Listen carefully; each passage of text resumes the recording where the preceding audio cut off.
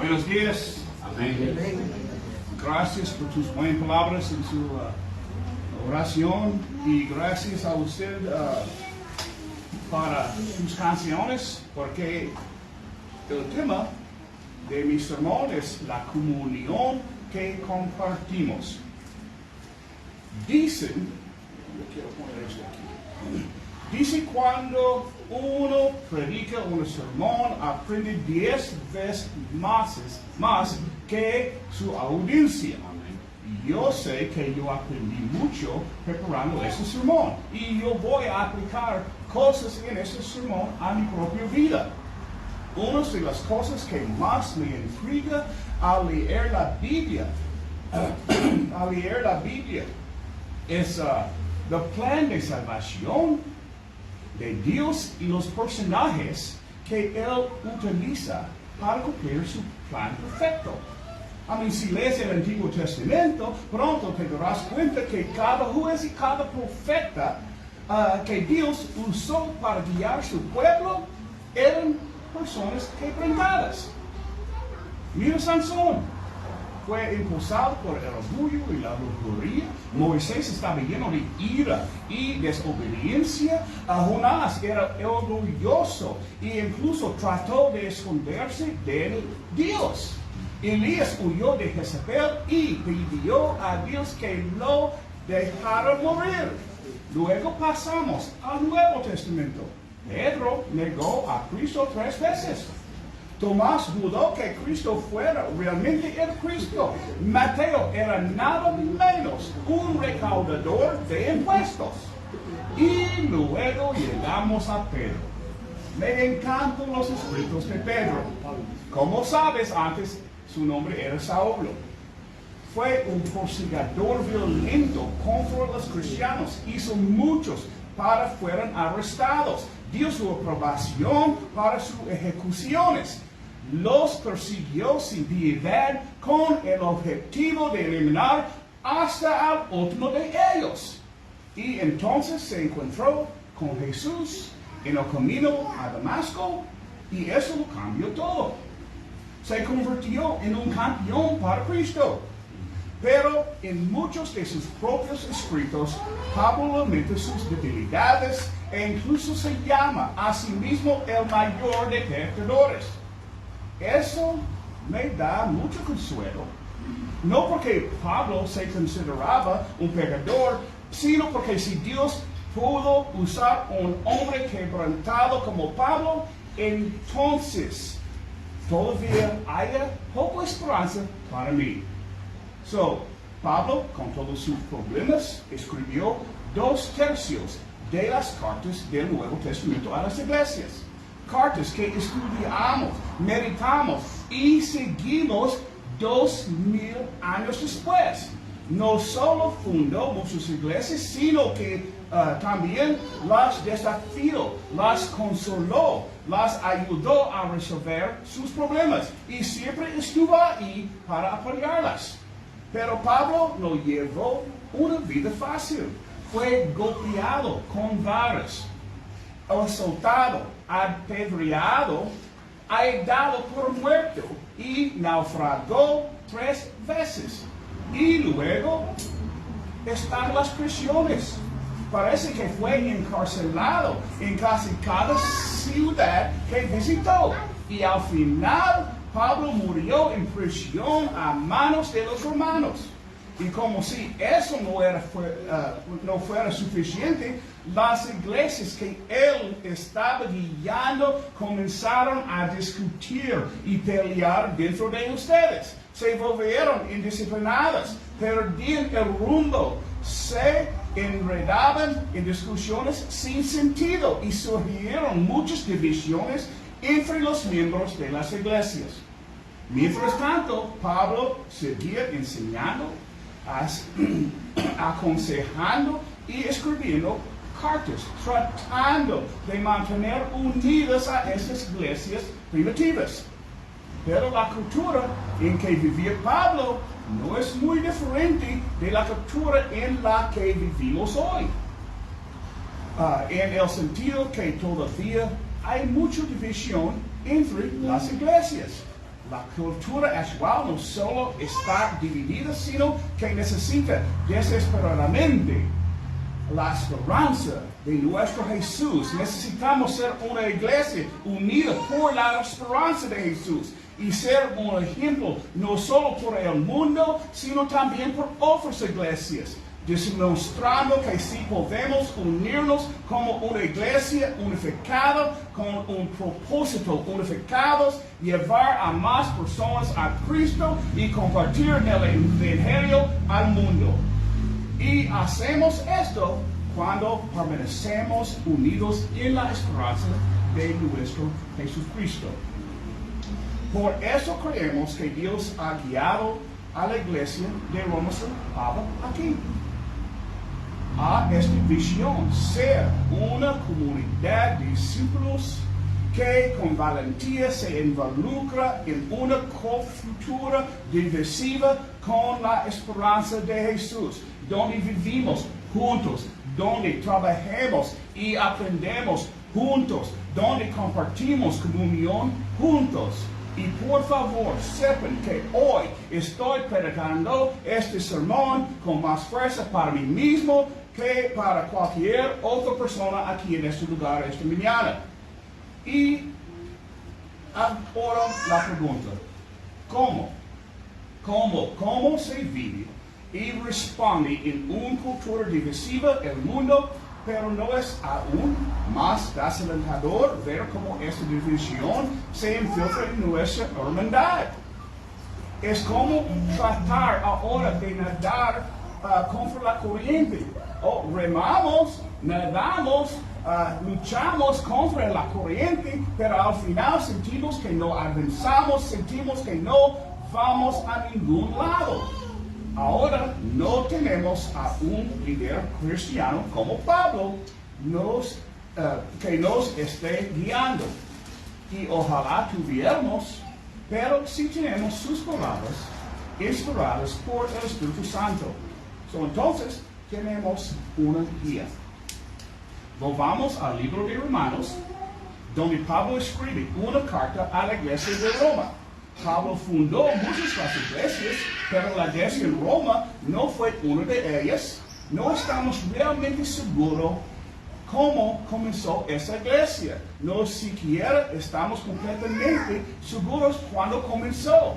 Sabemos por el libro de Hechos que Lucas nos dice que hubo algunos visitantes de Roma que estaban en Jerusalén el día de Pentecostés y escucharon el sermón de Pedro. Es posible que algunos de esos visitantes de Roma no solo hayan sido convencidos por este mensaje, sino que también se hayan convertido al Evangelio de Jesús y luego llevaron al Evangelio de Jesús hasta Roma. Así que esa es una posible explicación de cómo comenzó esta iglesia. Ahora bien, Pablo no fundó la iglesia en Roma. Él podría haber dicho algo como, hey, ustedes tienen problemas muy serios, pero tú no eres mi iglesia, no es mi problema, qué lástima para ustedes. Pero aquí está la importancia acerca de Pablo. Él veía a todas las iglesias como parte de la totalidad del cuerpo de Cristo. Así que toma la pluma o el calmo o lo que sea que usara para escribir y se dirige a la iglesia en Roma. ¿Por qué? Porque Pablo quiere ayudarnos. Ahora, cuando llegamos a Romanos capítulo 14, encontramos que tienen una discusión y la discusión es acerca de lo que deben o no deben comer. Sé que eso probablemente nos suena un poco extraño hoy en día, pero aquí está el asunto. Algunos de los cristianos realmente disfrutaban comer carne. Y eso sí lo entiendo. Yo crecí en un rancho ganadero en Texas. Comíamos carne, no solo todos los días, pero en cada comida. Ellos disfrutaban sus bistecs. Pero es cuando comienzan los problemas. Había otros cristianos que creían no debían comer carne en absoluto. No es porque fueran vegetarianos, no era porque estudiaron bajar su colesterol, era porque parte de esa carne había sido sacrificado a los ídolos. Como ya dije, me gusta la carne tanto como a cualquiera, si es lo que más que otros. De hecho, como carne prácticamente todos los días. Pero siendo honesto con ustedes, si yo voy entrando a más o menos y veo ahí en la estante los chicharrones precocidos y ya sacrificados, probablemente los voy a dejar pasar. Ahora, si fuera carne Angus importada de Texas y en oferta, quizá no la dejaría pasar tan rápido, si saben lo que me refiero. Pero esto es lo que estaba pasando en los tiempos de Pablo. En el Imperio Roma se adoraba una gran variedad de dioses. Así que los sacerdotes de estas diferentes religiones tienen un negocio bastante lucrativo por debajo de la mesa con los carniceros locales. Alguien traía un sacrificio, ya fuera un toro o una oveja, lo despedazaban, tomaban algunos trozos de la carne y ponían sobre el altar. Luego tomaban el resto de la carne y la vendían a los comerciantes locales a un precio bien reducido. Era todo un negocio paralelo que tenían montado. Pero aquí estaba el problema para los cristianos. No podían simplemente entrar y comprar carne que no hubiera sido sacrificada. No estaba etiquetada, era imposible saber qué carne había sido ofrecido a un ídolo o cual no. Así que algunos propusieron una solución. Dijeron, bueno, eso es lo que vamos a hacer. Simplemente nos vamos a abstener de la carne por completo. Pero luego hubo otros que dijeron, vamos a seguir las restricciones alimenticias de la ley de Moisés. Y entonces hubo quienes dijeron, espera un momento, no somos libres en Cristo, ya no estamos bajo esa ley, ¿verdad? Estos dioses falsos a los que les ofreces esta carne, ellos no tienen poder sobre nosotros, somos libres en Cristo. Estaban profundamente divididos y el caos comenzó. Entonces, ¿qué haces? ¿Qué dices si eres Pablo? Él tiene la pluma en la mano y está a punto de involucrarse valientemente con la cultura. Ahora guarden bien esta palabra cultura, porque yo voy a volver a en un momento. Entonces, ¿qué debería decir Pablo? O mejor aún, quizá la pregunta es, ¿qué dirías tú a esta iglesia tan dividido?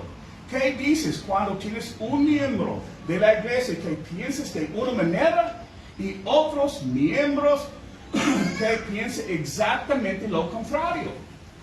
¿Qué haces cuando alguien cree que en la iglesia deberíamos cantar los himnos tradicionales de siempre? O la otra persona que dice, necesitamos cantar canciones nuevas y más animados. ¿A qué haces cuando te encuentras a un desacuerdo sobre algo que no es un asunto de salvación, pero sí es un asunto importante a ti? Así es como Pablo aborda este tema, comenzando en Romanos 14. Ahora bien, Pablo podría haber intentado resolver esta controversia en particular. Podría haber inclinado la balanza a un lado o hacia el otro lado, pero no intentó resolver la controversia sobre el tema de la comida. porque Pablo vio que había un asunto mucho más grande en juego. Había puntos de vista opuestos, estaban profundamente divididos. En el conflicto estaba creciendo dentro de esta congregación. Entonces, ¿qué haces? ¿Qué haces, Pablo? ¿Qué dices? Hay división donde debería haber unidad. ¿Qué hace Pablo? Él comienza a dirigirlos a Jesús y a llamarlos a mostrar amor y gracia unos a otros. Vayamos a Romanos 14, 1 a 3. Recibe al débil en la fe, pero no para contender sobre opiniones, porque un cree que se ha de comer de todo, otro que es débil come legumbres. El que come no menosprecie al que no come, y el que no come no juzgue al que come, porque Dios la ha recibido. Así que ahí es donde Pablo comienza. Él dice que Dios los ha aceptado. ¿Quiénes son ellos? Todos. Dios les ha dado aceptación. ¿Ven lo que está haciendo Pablo? Está señalando que puede haber posturas válidas en ambos lados de este asunto. Los dirigen a la misericordia, los dirigen a la gracia y está diciendo, hermanos, ustedes están del mismo lado. Ustedes sirven el mismo Dios. Ahora bien, volvamos al tema de la cultura, porque la cultura sí es un asunto muy importante. La otra noche estaba pensando, tratando de contar cuántos países diferentes que he podido asistir en la iglesia. Sinceramente, yo no recuerdo exactamente, pero si tuviera adivinar, diría probablemente ha sido alrededor de 15 países diferentes. Quiero compartir algunas de mis experiencias con ustedes. Por favor, noten algo importante. No estoy diciendo que algunas de las cosas que vi estuvieran bien, ni tampoco estoy diciendo nada que estuviera mal. Yo solo quiero compartir lo que yo vi en mi vida. Creo que cada uno de nosotros tiene la responsabilidad de estudiar la palabra, de llegar a sus propias convicciones mientras ocupamos nuestra salvación con temor y temblor. Recuerdo bien el primer choque cultural en la iglesia que experimenté cuando tenía unos 12 años. Como la mayoría de ustedes saben, yo crecí en el campo de Texas. Cuando ibas a la iglesia en Texas, en este tiempo, te ponías camisa de vestir, pantalones de vestir, zapatos de vestir. No había excepciones. Ese es el código del día. Durante los años de los 70, mi familia salió de vacación a Hawaii. Llegó el domingo por la mañana, nosotros nos alistamos con nuestros camisas de vestir, pantalones de vestir, zapatos de vestir. Entramos en el edificio de la iglesia, miramos alrededor y todos que estaban llevaban chancletas, pantalones cortos y camisas hawaianas. Recuerdo a mi hermanito mirando a mi mamá con terror en su rostro y dijo, mamá, ¿tú crees que Dios los va a dejar entrar a cielos vestido así? Pero si decimos la verdad, nosotros nos veíamos tan extraños para ellos como ellos se veían para nosotros. Es cultura. Nunca olvidaré la primera vez que yo probé vino en mi vida. Yo quiero ser claro. Fue en Seúl, Corea, en 1984. Estaba en una iglesia, un domingo por la mañana. Estábamos tomando la Santa Cena y alguien había llenado todas las copas con vino de verdad. Yo no sabía qué hacer. Casi yo escupo en medio de la iglesia. Pero es cultura. Ahora no recuerdo exactamente en qué país fue, pero sí recuerdo haber estado en Asia. Llegó el momento de tomar la Santa Cena y un grupo de mujeres pasó al frente de la iglesia. Tomó las bandejas y comenzó a recorrer las filas como hacemos nosotros repartiendo el pan. Pero aquí está el detalle muy importante para ellos. En su cultura, un hombre no podía servir a una mujer porque eso se veía como que la mujer ejercía autoridad sobre este hombre.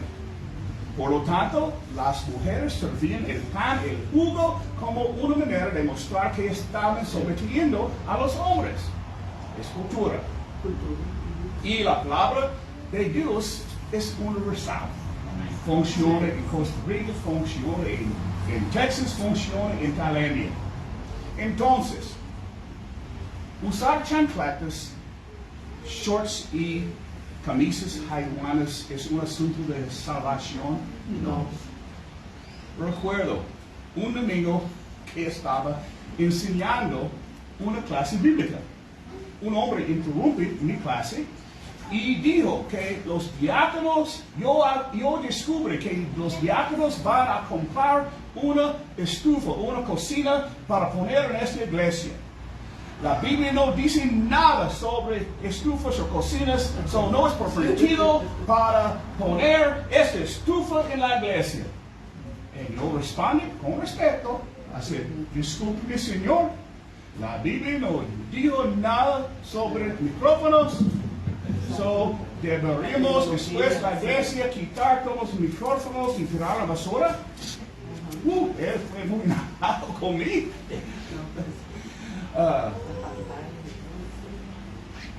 Él respondió, pero eso es diferente. Yo no sigo en medio de mi clase, pero estaba siendo motivado por su propia opinión, en lugar de lo que dice la Biblia. En las iglesias a las que he asistido en Costa Rica, muchas veces la celebración de la Navidad puede ser un tema controversial, muy controversial. Pero yo crecí en los estados y todas las iglesias a las que asistí a lo largo de los años, la gran mayoría de los cristianos celebraban la Navidad, pero no como una fiesta religiosa, sino como una celebración cultural. Y muy similar que tenemos en los estados Día de Acción de Gracias. Es una celebración cultural. Ahora bien, aunque muchos celebraban la Navidad, siempre había algunas personas en nuestras iglesias allá que no celebraban porque no podían hacerlo con buena conciencia. Pero lo más importante de todo aquí es esto. Ninguno de los hermanos permitieron que una sola festividad causara división dentro de nuestras iglesias. Este es que es importante. Algunos celebraban, otros no celebraban, pero no había división. ¿Quieres saber mi opinión personal sobre que si debe o no celebrar la Navidad? Pues no te la voy a dar. Porque en un caso como este, tenemos que ir a las escrituras. Corrección, debemos ir a las escrituras. Así que sigamos adelante con Romanos. Uno hace diferencia entre día y día. Otro juzgas iguales todos los días. Cada uno esté plenamente convencido en su propio mente. El que hace caso del día, lo hace para el Señor. Y el que no hace caso del día, para el Señor no lo hace. El que come, para el Señor come, porque da gracias a Dios. Y el que no come, para el Señor no come y da gracias a Dios. Porque ninguno de nosotros vive para sí y ninguno muere para sí. Pues si vivimos, para el Señor vivimos, y si morimos, para el Señor morimos. Así pues, sea que vivamos o que moramos, del Señor somos. Porque Cristo para esto murió, resucitó y volvió a vivir para ser Señor así de los muertos como de los que viven. Pero tú, ¿por qué juzgas a tu hermano? O también ¿por qué menosprecias a tu hermano? Porque todos compareceremos ante el tribunal de Cristo, porque escrito está: vivo yo, dice el Señor, que ante mí se doblará toda rodilla y toda lengua confesará a Dios, de manera que cada uno de nosotros dará a Dios cuenta de sí. Que cada uno esté plenamente convencido en su propia mente. Esto se logra mediante el estudio y la oración. No juzgues a tu hermano si llega a una conclusión diferente a la tuya. Eso es exactamente lo que está diciendo Pablo en este capítulo. He visto iglesias juzgar a otras iglesias y condenarlos. He visto predicadores juzgar a otros predicadores y personas y otros miembros de la iglesia y condenarlos. En realidad está condenando a una iglesia de Dios en Jesucristo. En realidad están juzgando sus propios hermanos en Cristo.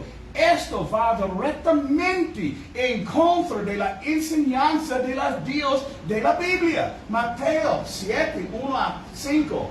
No juzguéis para que no seáis juzgados, porque con el juicio con las juzgáis seréis juzgados. Con la medida con que medís os será medido. Y porque miras la paja que está en el ojo de tu hermano y no eches de ver la viga que está en su propio ojo. O como dirás a tu hermano, déjame sacar la paja de tu ojo y aquí la viga en el ojo tuyo. Hipócrita, saca primero la viga de tu propio ojo y entonces farás bien para sacar la paja del ojo de tu hermano. La clave aquí es que necesitamos ser humildes en Cristo. ¿Adivinen qué? Somos personas diferentes y con opiniones diferentes, y ambas opiniones pueden tener validez. ¿Adivinen qué? Y para decir la verdad, a medida que voy creciendo y mientras más estudio la palabra de Dios durante mi vida, incluso he cambiado mis propias opiniones personales sobre algunos temas o pasajes que en mi juventud entendí de otra manera. A eso se llama madurar en Cristo. A eso se llama ser guiados por el Espíritu Santo. Es muy peligroso permitir un argumento sin importancia debido a la iglesia. Bien, ahora volvamos a Pablo tratando de resolver esta controversia en respecto de carne. Y aquí está como concluye.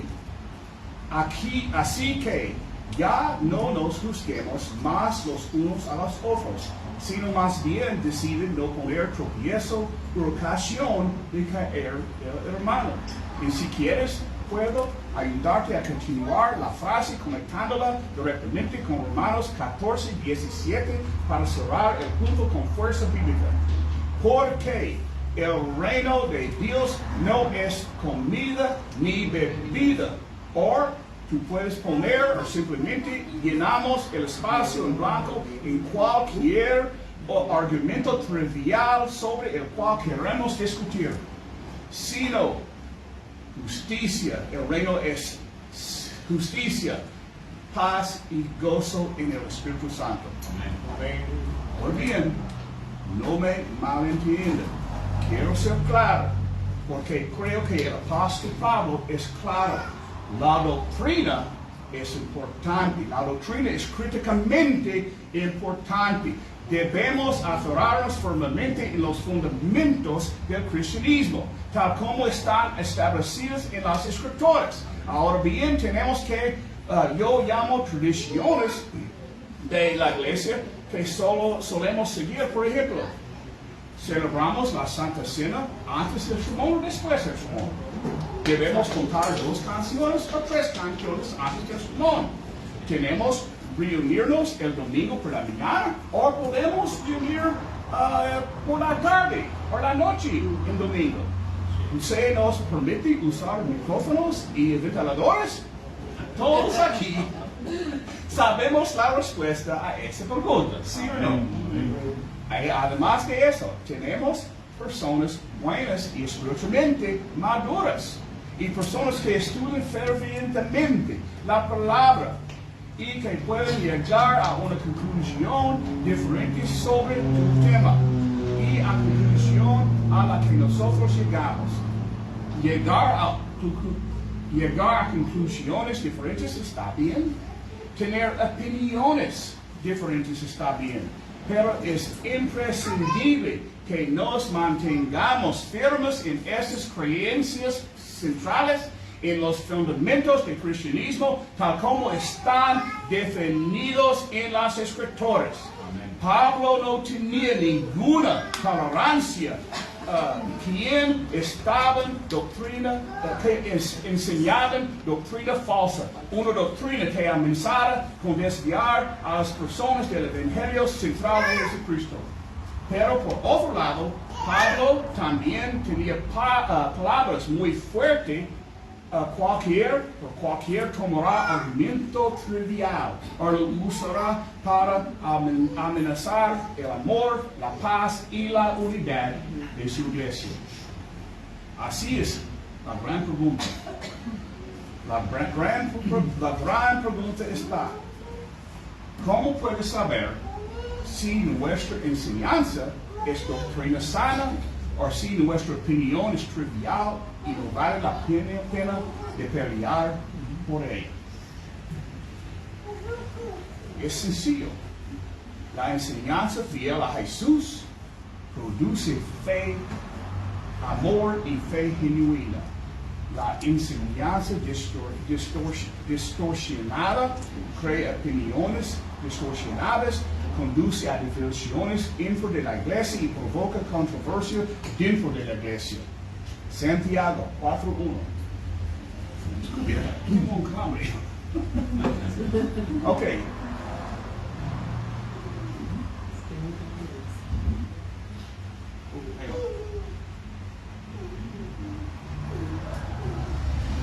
¿De dónde vienen las guerras y los pleitos entre vosotros? ¿No es de vuestras pasiones, las cuales combaten en vuestros miembros?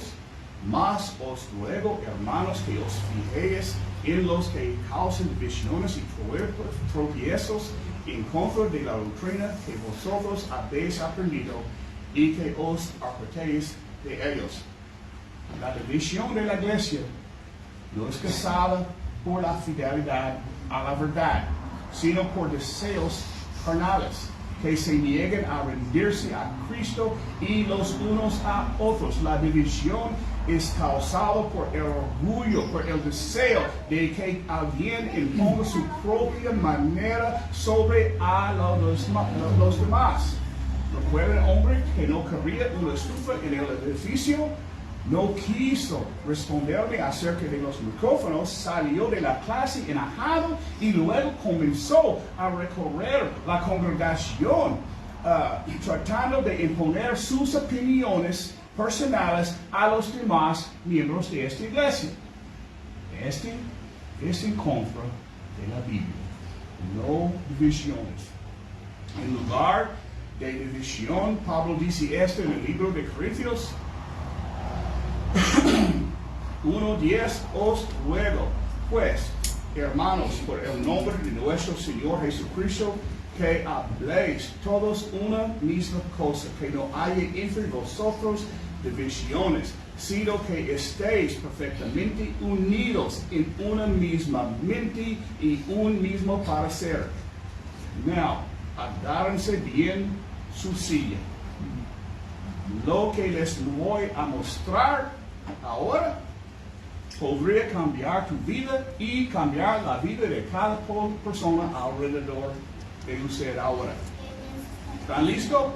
Romanos 14, 22. Tienes tu fe, tenla para contigo delante de Dios. Bienaventurado el que no se condena a sí mismo en lo que aprueba. Está bien. Las chancletas y las camisas hawaianas no se mencionan en la Biblia. El uso de jugo fermentado o no fermentado no se menciona en la Biblia. La observancia de una festividad específica o no observarla no se menciona en la Biblia. Así que sea cual sea tu creencia sobre estas cosas, sea cual sea tu opinión, manténla entre tú y Dios. No abra la puerta a causar divisiones. Yo puedo escuchar un amén por eso. Amén. No abra la puerta a causar división entre nosotros. Cuando piensen en este sermón más adelante, por favor, no piensen en camisas hawaianas, micrófonos de Navidad, por favor. El punto principal de esta lección es evitar divisiones en la iglesia. Nada más, nada más. Y en lugar de tratar de imponer tu opinión, invierte tu tiempo en amarnos los unos a los otros. ¿Dónde está el amor? Tal como Pablo, quien prefería no comer carne antes que hacer tropezar a su hermano. Él tiene el amor. ¿Dónde está nuestro amor? Debemos liderar primero con amor los unos a los otros. Hay algo contra lo que toda iglesia debe guardarse constantemente. Y no es el primero la falsa doctrina, sino la división. La división rara vez comienza con una rebelión abierta contra Dios. Más a menudo comienza con algo mucho más sutil, el deseo personal. Otra vez, Pablo ruega a la iglesia en Corinto que no haya divisiones entre ellos, exhortándolos a que estén perfectamente unidos en una misma mente y un mismo parecer. La iglesia fue fragmentada por preferencias, lealtades y orgullo. Hay una sola iglesia, pero muchas congregaciones. Y como mencioné antes, veo congregaciones divididas contra otras congregaciones. Veo cristianos divididos contra otros cristianos. No tengo la respuesta completa de cómo arreglar esto. Si yo podría, yo hago con toda mi fuerza, pero yo no tengo la respuesta. Pero, si yo sé esto, la solución comienza conmigo. Y la solución comienza contigo. ¿Okay? Y quizá podemos ser un ejemplo que ayuda a que otros lleguen a la misma conclusión, que dediquemos nuestro tiempo a las cosas y que provocan discusiones y división. Y recuerda simplemente preguntarte antes de decir algo, ¿dónde está mi amor? Esa es mi lección. Gracias. Amén. Amén.